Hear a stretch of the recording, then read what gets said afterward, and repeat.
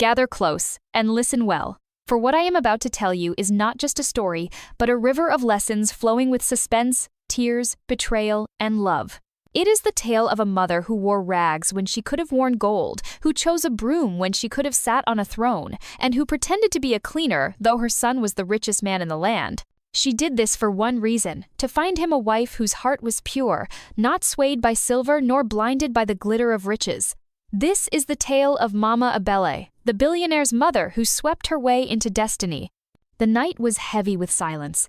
The tall glass towers of Lagos glowed against the dark sky, each window reflecting the wealth and power of Chuka Ebele, the youngest billionaire in Africa.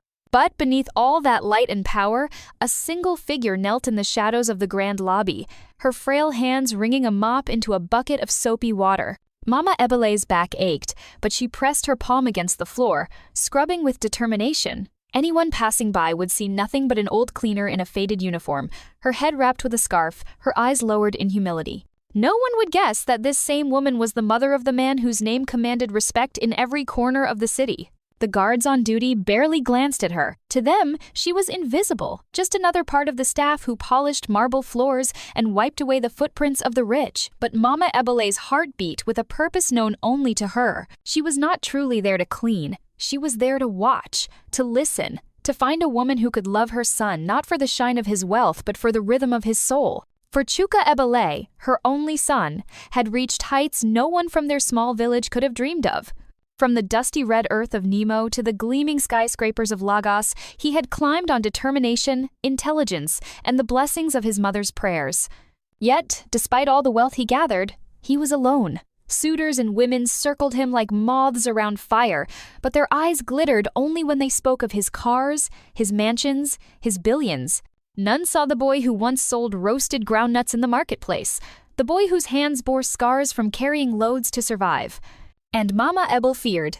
Riches can build a mansion, she often whispered to herself, but only love can make it a home. So she chose her path, one that no billionaire's mother had ever walked. She stripped herself of status, dressed in the garments of a poor cleaner, and entered her son's empire. If love was to be found, it would not be found in diamonds. It would be found in the shadows, where the heart could not hide. That was how the game began.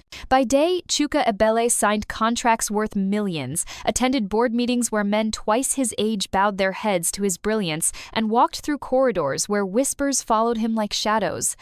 By night, his mother swept those same corridors unnoticed, her eyes scanning every face, her ears catching every careless word spoken when the rich thought no one listened.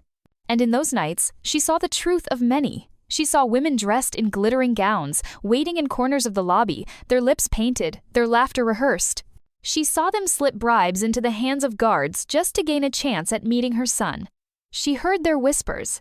If I marry him, my family will never know poverty again. I don't even care if he loves me, I just want the ring. Do you know how many cars he owns? 10, maybe more. Each word was a knife to Mama Ebele's chest. Ah, she would mutter under her breath, a woman who loves a man's pocket will never comfort his soul. But then, one night, as the rain beat hard against the glass walls and thunder roared like drums of war, Mama Ebele saw something different. A young woman entered the lobby, her dress simple, her shoes worn from use. She carried a tray of snacks balanced carefully in her hands, puff-puff, buns, and meat pie, still warm and steaming. The security guards laughed at her, mocking her humility. But she did not flinch. She walked straight to the reception desk, her eyes honest, her voice calm. I was told your staff work long hours. Please, let me sell to them. They need food too. The guards smirked but let her pass. She went from floor to floor, selling her pastries not with desperation but with dignity. When she reached Mama Ebele's corner, she stopped, smiling warmly at the old cleaner on her knees. Ma, you must be tired, she said softly. Please, take one. Puff, puff, no charge. Mama Ebele lifted her eyes, surprised. No one ever saw her as more than an old rag in the corner. But here was this young woman, offering food with kindness, not knowing she was standing before the billionaire's mother. Mama Ebele's heart stirred. She took the puff-puff, but more than the food, it was the gesture that fed her spirit. What is your name, my daughter? Mama Ebele asked quietly. Amaka, the girl replied. I come from the village of Umunze. Life is hard, but I believe that if one works with clean hands, God will bless the sweat.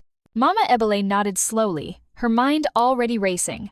Could it be that the heavens had finally brought her son's destiny before her eyes?